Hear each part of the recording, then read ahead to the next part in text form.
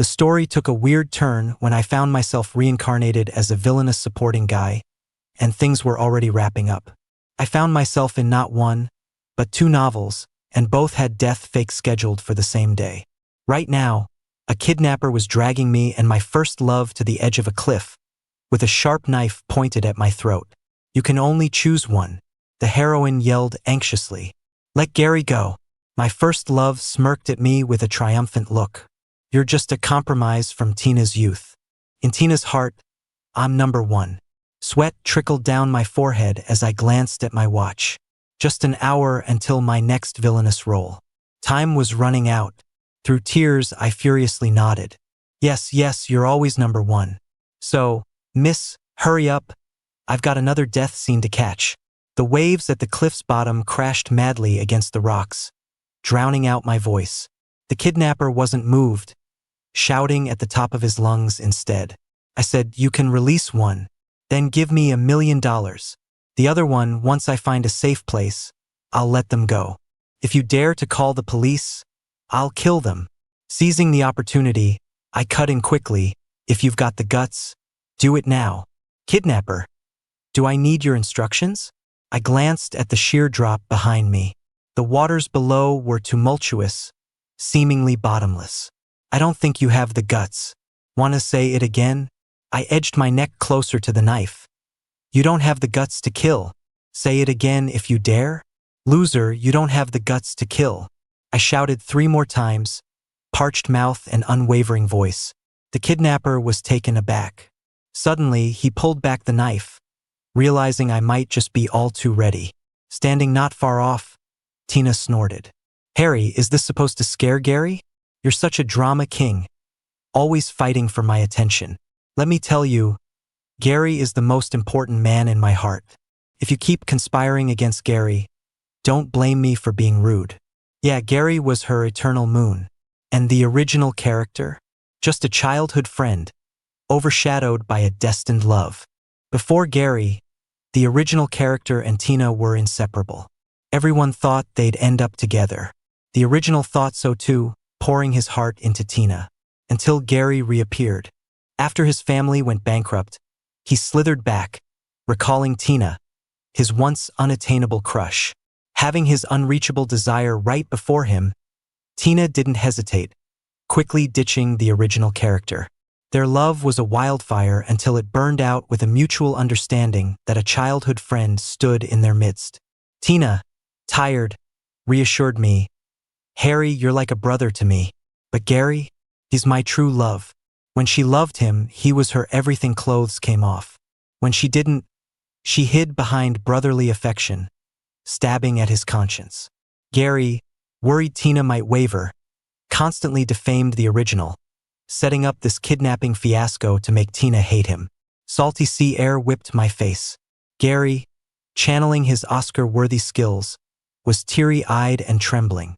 "Tina, save me." Annoyed, I checked my watch again. It read 7:20. If I didn't fake my death soon, I'd miss my other villainous role. Honestly, I didn't mean for both deaths to happen on the same day. But a scheduling screw-up meant both were set for the same night, leaving me scrambling. When I first fell into this world, the system informed me, "You're the villain in 2 stories. Successfully fake your death in both and you can go home." I protested.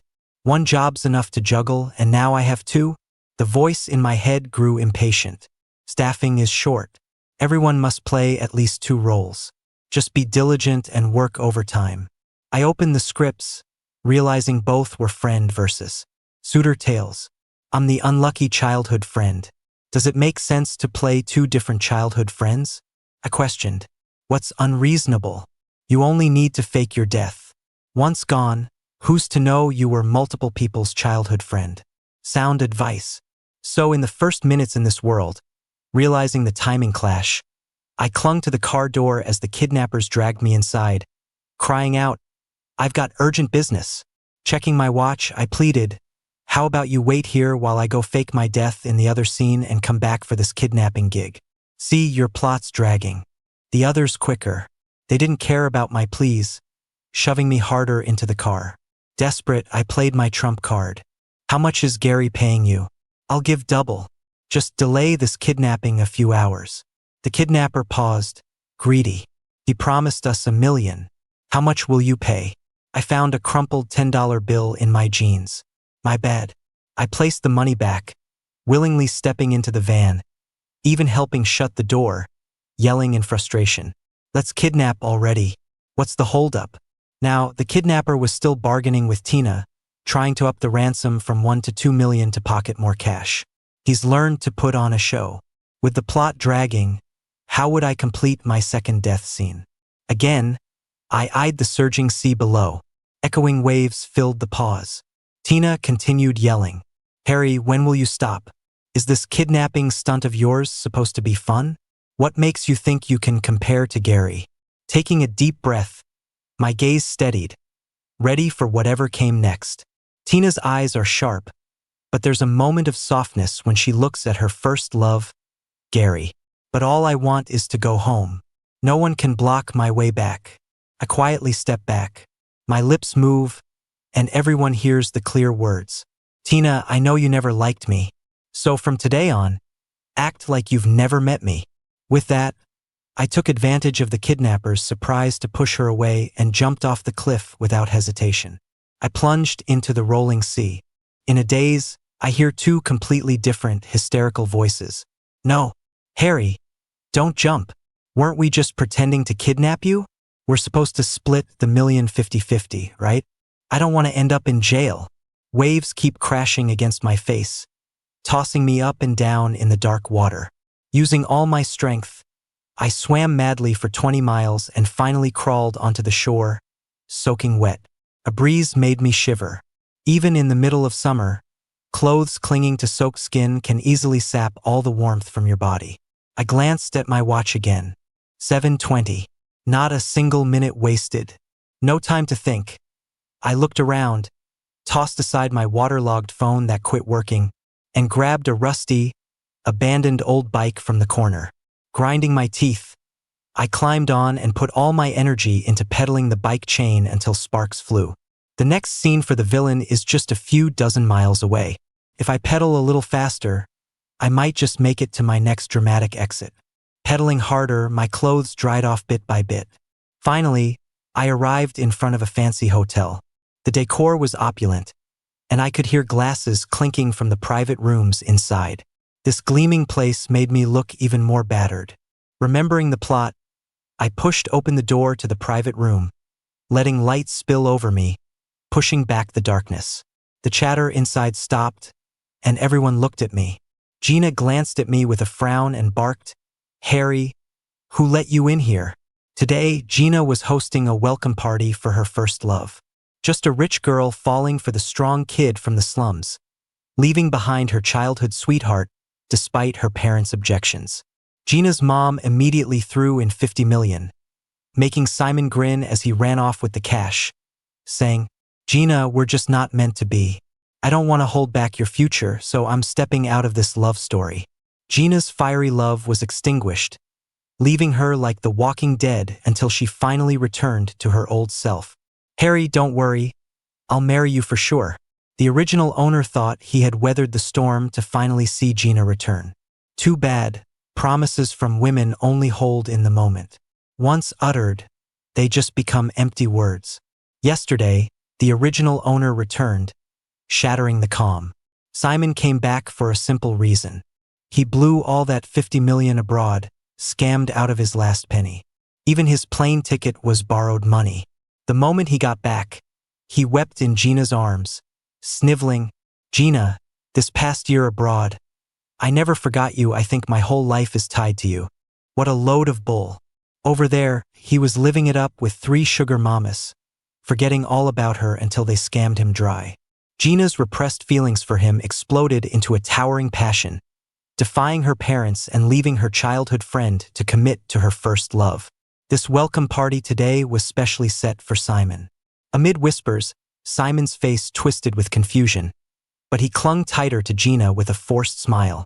Mr. G, I know you like Gina, but in love, the one who isn't loved is always the third wheel. Get it? The original scripted love story doesn't involve me. I don't have a single sincere emotion for her.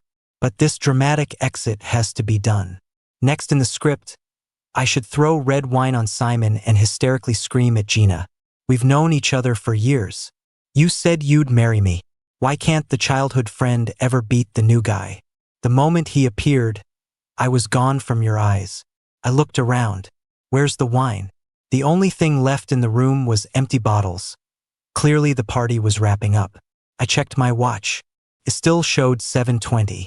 I suddenly realized the watch had stopped ticking long ago, soaked by the sea. Now, as the party ended, here I was, arriving late. I cried as I pulled out the new phone from my rent apartment. The seller swore this 19.9 Rolex knockoff was genuine. It won't lose a tick even after hours underwater. The original owner was duped into buying it. It didn't skip ticks. It just quit ticking. My fingers flew, leaving my review. Tears rolled down my face. A 6-digit code protected a 2-digit balance. Losing 19.9 hurt. My heart bled. Maybe my tears were too hot. Or maybe the worn-out clothes I had just dried were too pathetic. People stared with pity, murmuring quietly. They say he really loved Gina. All the money she gave him was donated to an orphanage. He didn't keep a cent. Look at the shabby clothes he's wearing. Better than some who took 50 million and came crawling back. Gina was stunned for a moment. You donated all the money I gave you? I wiped my tears with an awkward smile. Gina transferred money to clear ties with her childhood friend. I just happened to donate it on the way here. With the plan to fake my death, the money here wouldn't follow me back to my own world. Might as well give it to those who need it. They probably found out so fast because the orphanage director made a thank you call to the company. Simon gritted his teeth. Since you're here today, I'd like to get your blessing as well. With that, he kindly reached out to pull me. As soon as he touched me, he suddenly fell backward. From behind, it seemed like I gave him a hard push. Simon fell to the ground, tears welling up, but he couldn't forget to throw dirt at me. Harry, I know you like Gina, but her heart only has room for me. Do you have to target me like this? Gina's guilt towards me vanished instantly, replaced by a worried concern as she helped Simon up. She turned to me, her voice sharp. Stubborn fool, we've just been childhood friends for over a decade. Who says I must marry you? Today, unless you jump from here, I won't give you another glance for the rest of my life. Simon's lips curled into the faintest of smiles. I was ecstatic. The storyline was running perfectly. According to it, a heartbroken me would stagger out of the welcoming party, and like a zombie, step into the road only to be hit and killed by a speeding truck. I could then successfully fake my death and return home. Home's happiness was calling out to me. My smile was harder to suppress than an AK. It was getting late, and the truck that should have hit me had likely sped out of the city. A misstep was a missed opportunity. Blame it on this 19.9 knockoff Rolex. Still, the fake death had to happen. Jumping down seemed like a decent alternative. Simon's party was on the top floor of a suite, high enough to feel the sharp wind cutting through the window. It was just about faking my death, so the means didn't matter.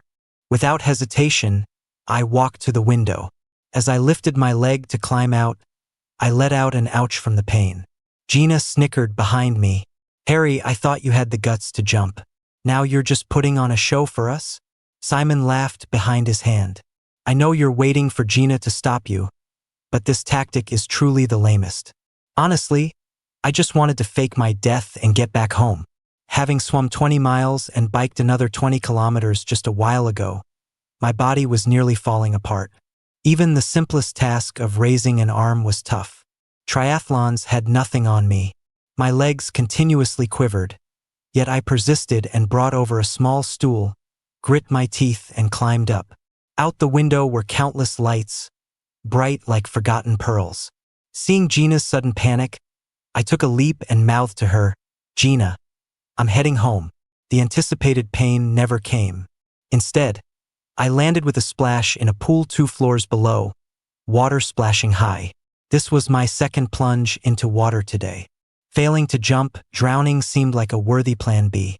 Just as I decided to sink and stop resisting, sharp-eyed security guards dove in, dragging me back to shore. Blinking groggily, I grumbled a thank you through gritted teeth. Gina, arriving moments later, dropped to her knees, trembling. Harry, how could you be so silly? Do you love me so much that you don't even want your life? I was utterly exhausted. Just before I passed out, only one thought lingered in my mind. Maybe don't push so hard next time. For a body that's been sedentary for ages, today's activity far exceeded an entire year's worth before. Every cell in my body screamed in pain. When I woke, the sight of blinding white filled my eyes. As I turned my head, Gina's delighted face came into view. Harry, you're awake? There was endless guilt and sympathy in her eyes. You're always like this. For the sake of loving me, you'd give up your life. I took your sincere heart for granted. Why did she think that? Only a fool would die for a woman. If I didn't need to fake my death to leave this world, I'd outlive her and dance on her grave, hosting a barbecue party. Gina seemed to recall past memories, a trace of nostalgia on her face. All these years, we were nearly inseparable, with you trailing behind me like a little tail. Everyone joked we were a perfect match made in heaven. But I was blind, unable to distinguish a pebble from a pearl. Then, a hint of resentment emerged on her face. Harry, did you know? During your hours of unconsciousness, one of the wealthy women Simon was involved with overseas came to the country. She claimed 2 others took 50 million, leaving her with nothing, not even an allowance. Gina's fury grew. He was being supported by 3 rich women at once. I was almost deceived by his facade. While he partied abroad, I wasted away in pain every day back home, and she glanced guiltily at me, even hurt you. I shivered. In this world, I was a malicious supporting character juggling 2 storylines. To Gina, I was a childhood friend grown up together, inseparable. But to Tina, wasn't I just a clingy nuisance forever buzzing in her vicinity? For convenience, the system combined both books into one. Originally, once I faked my demise, these old stories would remain unspoken. But here I was, alive and kicking. If these 2 heroines ever crossed paths, how on earth would I explain my dual childhoods with each of them? I shivered again. Gina, noticing my discomfort, tucked in the blanket. Too cold? She asked. I got you the hospital's priciest VIP room. Recalling something, a hint of annoyance flashed across her face. There were only 2 top VIP rooms, and the other was taken by someone named Tina. To top it off, her secretary flaunted their money, trying to book the entire floor. It's just about money, isn't it? Our family never lacked funds. I made sure you got this room. I heard that VIP neighbor Tina was coughing up blood, shouting something about jumping into the sea and salvage operations. She's really lost it. I totally zoned out from her nonsense. My brain was working fast. The only plan now to avoid any future drama was to fake my death soon. I pulled myself together and came up with a quick excuse to send Gina away. I'm hungry, I said. Gina nodded immediately. All right, I'll order takeout right away. I frowned. I didn't want takeout.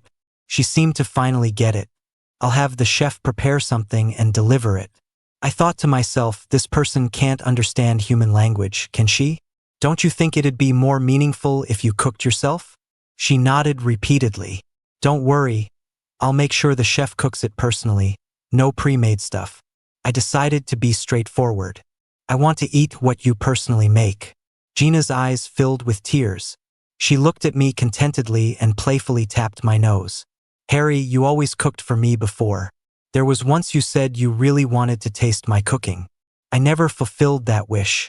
Today, I'll make sure to prepare a feast of dishes you love. She was lost in a gentle memory, but I felt nothing. I didn't have the original owner's memories. When I first opened the private room door, if it weren't for Gina annoyedly asking, "What are you doing here?" I would have had no idea who she was in that crowded room. Feeling there was a breakthrough in our relationship, Gina left the room happily and reminded me not to move around too much.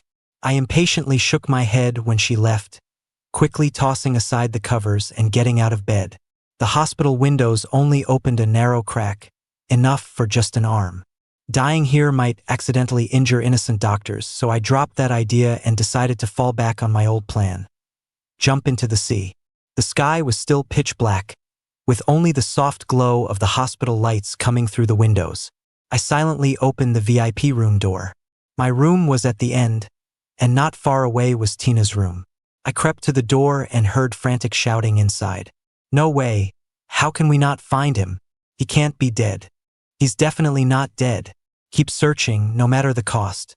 We need to see him, dead or alive. The voice was familiar, but I couldn't recall from where. My time here was too short. It was hard to distinguish all these voices. A slightly calmer voice was trying to comfort. Tina, it's been a whole night. We've searched countless times and still can't find a body. Going further would mean heading into international waters. Even if there were a body, it would have been devoured by fish by now. The frantic cries turned to a suppressed sob. It's my fault. I never trusted him. I got him killed. I thought those robbers were his doing. But they weren't. We've known each other since childhood. I know him well. How could I think he'd do such a thing? He couldn't live without my love. That's why he wanted to die. I sighed to myself. It sounded like a tragic story. As a passerby, I could only hope Tina would find her lover's body on the high seas. Turning the doorknob, I silently slipped out from the top-floor VIP room. Just as I disappeared behind the door, I thought I heard Tina's heartbreaking cry. I think I saw Harry's silhouette. It must be his ghost come looking for me because he loved me so much. With the sky gradually brightening, a pale blue hue washed over the world. Following the salty sea breeze, I finally stumbled my way to the stone bridge by the sea. The morning sea waves were calm, gently rolling over themselves. My once calm heart began to stir. I was finally going home.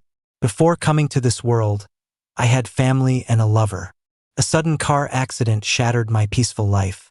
Then a system approached me with a deal. You help me with the fake death tasks in small worlds, and I'll give you back your life, letting you return to your original world. How about that? It was a win-win for me. I eagerly accepted. Though the fake death had some twists and turns, I was about to use my wit to realign the story. My body ached more after resting overnight. Pain surged through me as I struggled to lift legs that no longer felt like mine. Like an awkward bear, I clumsily climbed over the bridge railing. Just as I was about to jump into the churning sea, a pair of hands pulled me back. Gina's voice trembled with fear. Harry, what are you doing? I'm done with living, can't you tell? I snapped. She held me close, trembling intensely. Don't leave me. I know I was wrong. I promise never to abandon you again. Never to believe anything Simon says. I thought you really wanted my cooking. Halfway there, I remembered you'd been hungry all night and went to get you something to tide you over. She sobbed and couldn't continue. I finished her sentence in my mind. Had she not returned, I'd already be waking up in my world, eating my mom's home-cooked meal. The waterlogged watch was stuck at 7:20, frozen in time. I pushed her away, irritated, trying to think of another way to fake my death. Behind me came an incredulous wail. Harry, who is she? The system once said that if I faked my death earlier, no one would notice I was playing two roles.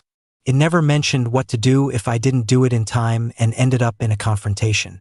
I turned around with effort, stared at the unfamiliar face, and instinctively said, "Who are you?" Tina looked like she couldn't handle the continuous blows, stumbling back a step. Her eyes were bloodshot. Harry, don't you remember me? It's Tina. Oh, now I remember. This is Tina. When I saw her last night, the sun had long set, and her face was hidden in the darkness. I didn't recall her features. In the daylight, I failed to recognize her at first. Tears welled up in Tina's eyes as she gathered her courage to take my hand. I thought I was seeing things at the hospital, but I went out and looked again, and it's really you. Harry, I messed up. That kidnapper was someone Gary hired. They planned to split the ransom. I shouldn't have accused you without knowing the truth. That was my mistake. She looked hopefully into my calm eyes. Can you forgive me? No, not unless we split the money 3 ways. Why should I be left out after everything I did? Before I could speak up about the unfair share, Gina jumped in front of me and snapped. Harry and I grew up together. Who do you think you are, trying to take him away from me? Tina laughed coldly, as if she'd heard something ridiculous. Your childhood friend? Harry and I grew up together. We were inseparable. How could he be yours? I was at a loss, wanting to break up their argument. The real issue wasn't about whose childhood friend I was. I needed to disappear quickly.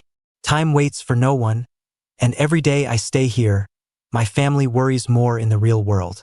But as I tried to raise my arm, pain shot through me, and I winced. Tina, concerned, held my arm. Harry, are you hurt? I casually replied, no injury, just tired from last night. Waking up sore today, like I'm falling apart. I wasn't lying. Swimming 20 miles, then biking 20 kilometers could do that to you. But every word seemed to drive Tina more hysterical. As I finished talking, Tina suddenly slapped Gina, yelling angrily, "You took advantage of Harry last night when you saved him. He's my childhood friend." The two women were tearing into each other, not holding back. If things kept going like this, they'd be done before I even got a chance. Tina started getting the upper hand, so I threw myself onto Gina, shouting at her, "If you're so tough, then just kill me first. Anything to disappear regardless of how." If Tina was losing, I'd have done the same for her and shouted at Gina. But Tina looked shocked, overcome, her rage replaced by disbelief. Harry, you're defending her? Have you forgotten our 18 years together? Gina grinned triumphantly, wiping a bit of blood from her lip. Of course Harry's on my side. We've been together for 20 years. Are you dreaming, thinking you can claim him as your childhood friend? I turned and slapped Gina hard. Seriously? Can't even win a fight, you useless fool. I flagged a cab, leaving both of them behind, heading back to the place where I was supposed to stay. Originally, Tina and Gina's childhood friends weren't the same person. But to make things easier, the system merged their roles bluntly. Here I was, in a small rented room, feeling like a swaying blade of grass. With the task to disappear left, the system's merge was plain and simple. In the spacious rented room, I stared at a pile of photos. Half the albums were photos of me and Tina, where I seemed eager to please, next to her aloof expression. The other half were with Gina, where I'm smiling and she's reluctantly frowning. All tokens of our childhood were sorted into 2 boxes. It was like I was this disaster, split in half, and each girl awkwardly took one part. I massaged my aching head, trying to reach out to the system. System, if you merge these stories so sloppily, what if someone notices? The system replied with a glance. Just hurry up and disappear, then no one will remember you. Once the heroines pair up happily with the destined one, no one will care whose childhood friend you were. Its blunt advice to hurry up and vanish was welcome. So I tossed everything related to Tina and Gina into the nearby trash bins. Each one almost filled to the brim. I was about to climb the 5-story building to jump when my conscience made me stop. The property market is bad enough without me dropping its value with a jump. At the complex's gate, Tina and Gina were arguing as they drove up. I've never seen anyone as shameless as you. Clearly, Harry is my childhood friend. You're just spinning fantasies about knowing him for 18 years. Please, facing facts, you've got the wrong person. I grew up with Harry. Everyone knows it, except a delusional you. They nearly started again but saw me standing by the trash bins. I hurriedly closed the lids. It was all photos of us with them. I'd never be able to explain that one. Tina rushed over first, pulling my hand. Harry, come home with me. You shouldn't be in a place like this. It's not safe with too many people around. Her words were pointed. I'm worried some people might be filling your ears with lies. Gina balled her fists, ready to argue again. I was getting tired of it. Fight? Dude, I haven't eaten in a day and a night. I'm about ready to dumpster dive for food. Instead of fighting, how about buying me something to eat? I donated all my money. The only bill I had went to cab fare. Now I'm completely broke. Gina and Tina seemed eager to impress me, racing off to buy me food. As they drove away, I slowly walked out of the neighborhood. The beach was my end goal, the path I had to take to get home. It was just getting light and there weren't many people around. I had barely walked a few steps out of the area when a van pulled up next to me on a section with a broken camera, and someone quickly shoved me inside. I squinted and hesitantly greeted, "Hey there, Fancy seeing you again." The van screeched to a halt. The driver turned around, recognized me, and lost his cool. "Not you again. I'm just trying to make some cash quick. Why is it so hard?" As he ranted, I offered him a bottled water from the corner. "Relax, I promise I'll really be out of the picture this time." The water went straight back out as he spat it. Then he looked at me in shock. "That's not what my client said. He wanted me to fake kidnapping you and split the ransom from Tina." "I don't remember faces well. How does this keep happening with you?" He quickly released the handbrake and opened the door. "Get out, I'm not doing this job. I don't want to go to prison for a few bucks." I realized it was Gary. His family went bankrupt, he's desperate for cash. Last night's kidnapping setup was just like this, all about the money. I held onto the door, refusing to leave. "No way, we agreed on kidnapping. You can't just back out now," I insisted. The kidnapper looked even more stressed than me. "What did I do in a past life to deserve this? My main gig is an online store selling watches, but I got this bad review last night." The guy threatened suicide over the quality when he spent only 19.9. My store's rating tanked, and I got no orders. I let go of the door, awkwardly pulled out my phone, and canceled the bad review right in front of him. "Guys, the watch is great. Just today it started ticking again. Only 19.9 shipped," I teased, waving the phone at him. He looked at me, conflicted. "That's misleading." Changing the subject, I asked, "Can we get on with the kidnapping now? I'm on a tight schedule for a fake death." Suddenly, he looked past me with concern. "Looks like we're both becoming hostages." We were both taken hostage by a woman with pretty features but a fierce demeanor, and brought to an abandoned factory. There I saw Simon, hands tied.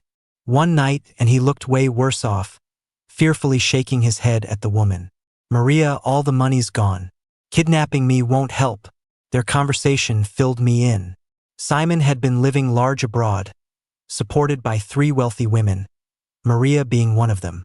But a scam left him and Maria broke, which brought her back to get her money from him.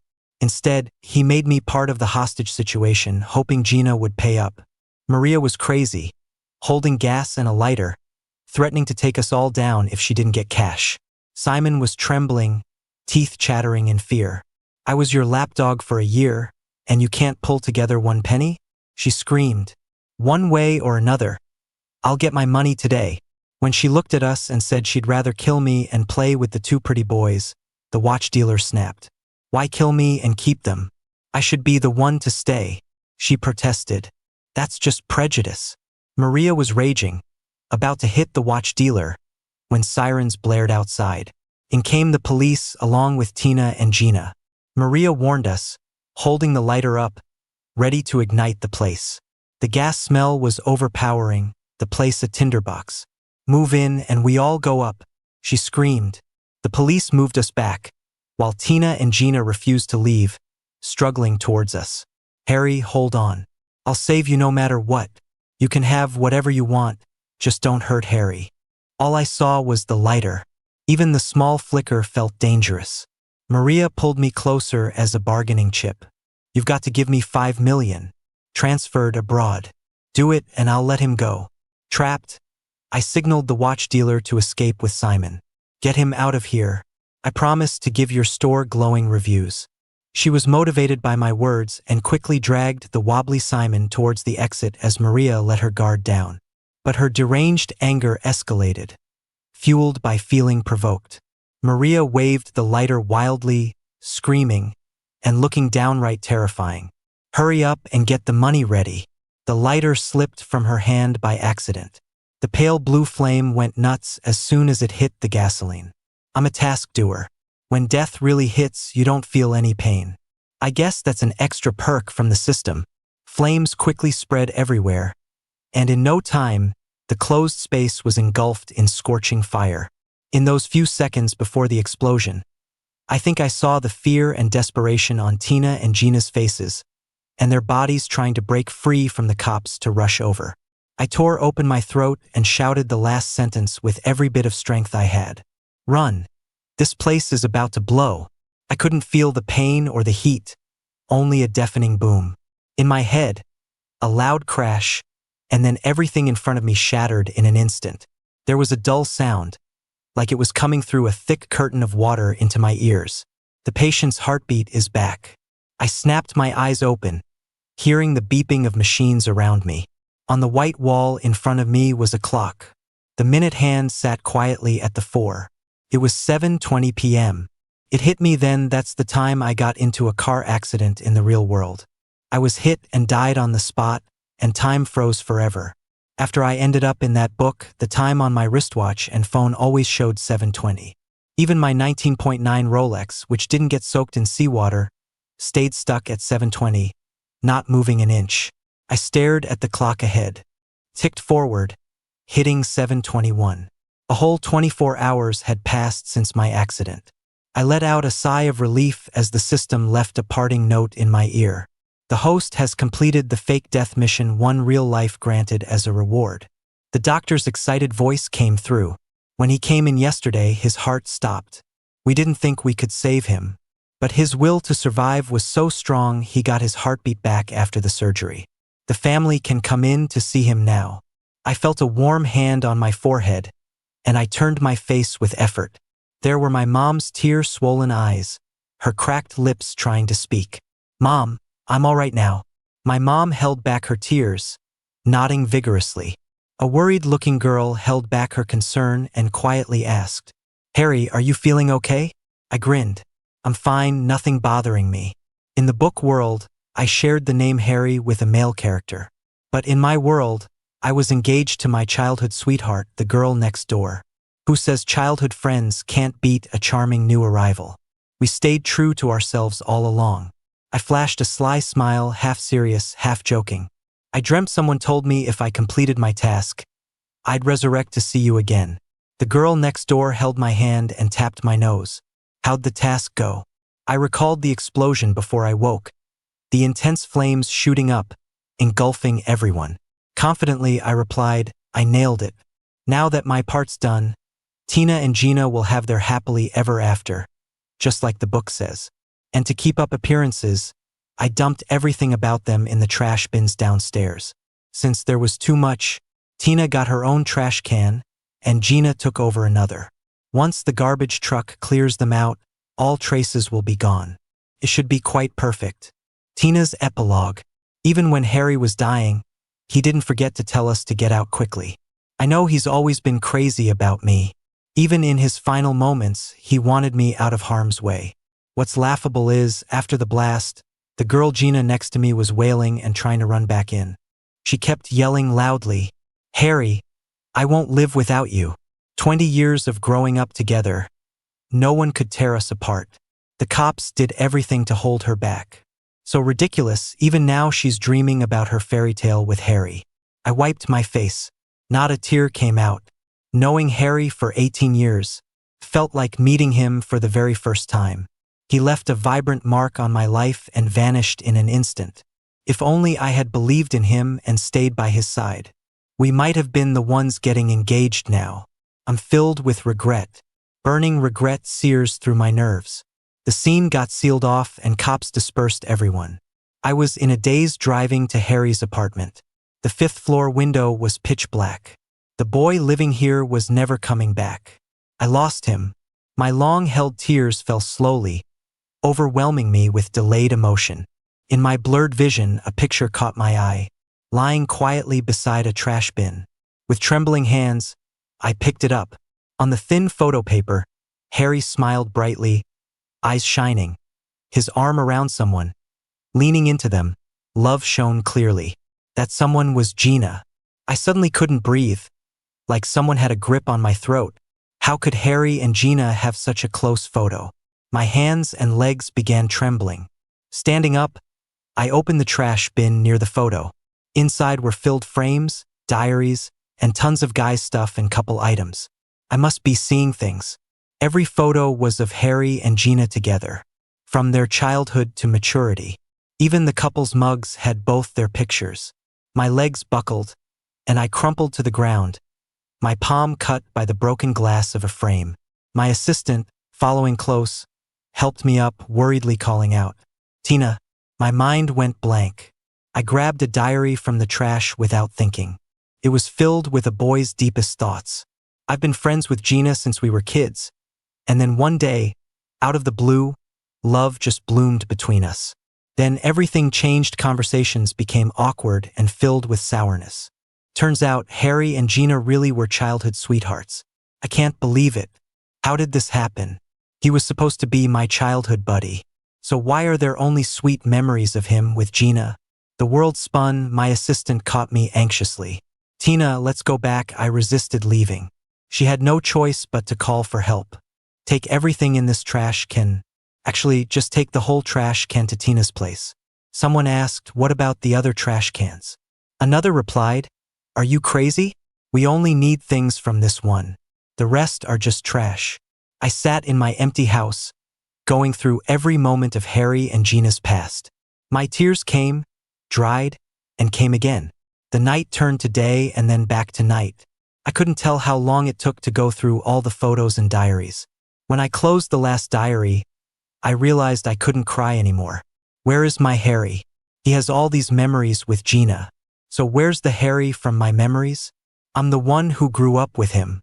I tore through the villa looking for any trace of him, only to remember Gary threw out all of Harry's belongings when we moved in. I lost the boy who loved me the most. Staggering to my feet, everything went black. I woke up in the hospital. I stayed there from the scorching summer till early autumn's cool breeze. When I left, wearing baggy clothes. Harry's been gone for so long. He's never visited my dreams even once. I heard Gary found another rich suitor. I was blind back then, trading my childhood friend for someone new. I stubbornly cut Harry and Gina's photos, leaving only his smile on my wall. I refused to believe Harry was Gina's childhood friend. We grew up together. He has filled most of my life. Gina must have plotted something.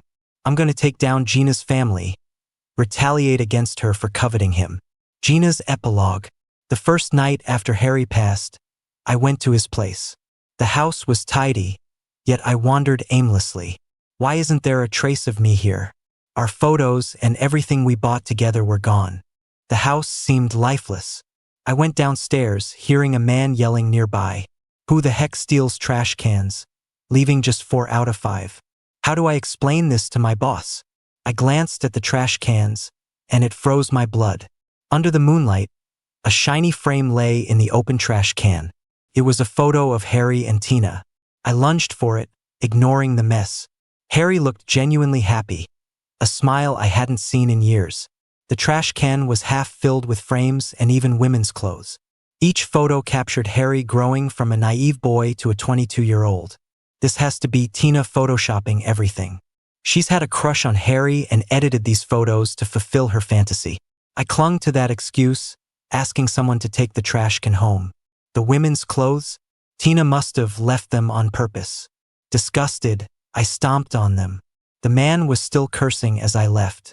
Out of 5 trash cans, now there's only 3. You jerks can't keep stealing them right in front of me. On the 3rd day after Harry died, I received his ashes. Not all of them. The explosion was so intense, there wasn't much left. The police did a DNA test to hand me this small amount. Harry was an orphan, so I buried him in a cemetery. But I had nothing of his. I destroyed him and Tina's photos, burned that disliked face of hers into ashes. I pasted Harry's photos into an album. It's all I have left. I'd cruelly cut off ties with Harry when I chose Simon, even trashing Harry's things to prove our split. But I regretted it deeply, drowning my sorrow in alcohol. I lost the boy who loved me the most. Even as he lay dying, he called for me to leave. Now, the cemetery is my sanctuary. A month after his death, I visited to find a simple bouquet of yellow chrysanthemums and a watch. I picked it up. It was a Rolex, genuine and expensive. I didn't dwell on whose watch it was. Tina had started attacking Gina's family. Before I could act, she struck first. Even if it meant mutual destruction, I was set on ruining Tina's business. After that, I'd slash my prices to snatch her clients, even at a loss. Both businesses collapsed rapidly. Within 3 years, they tumbled down. Soon, I heard Tina jumped into the sea. When they retrieved her, she was unrecognizable. After holding on so tightly for years, I finally exhaled, downing the last of my drink. The world spun as I fell. In that moment, I saw a lively Harry beside me. Desperate to touch him, I heard him chuckle. "Hi, do you know Tina? I'm her childhood buddy, Harry." My hand dropped lifelessly, silent once more.